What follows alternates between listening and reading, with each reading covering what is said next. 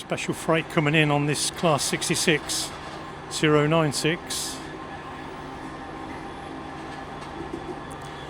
in the old EWS livery.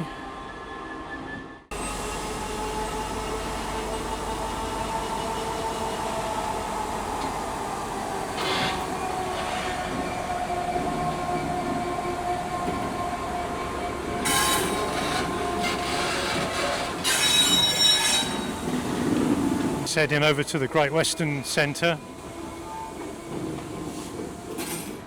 And now I can tell. Oh look, Jones's sewing machines. Looks like we've got a lathe on the back as well, and some coal. What a great delivery for them.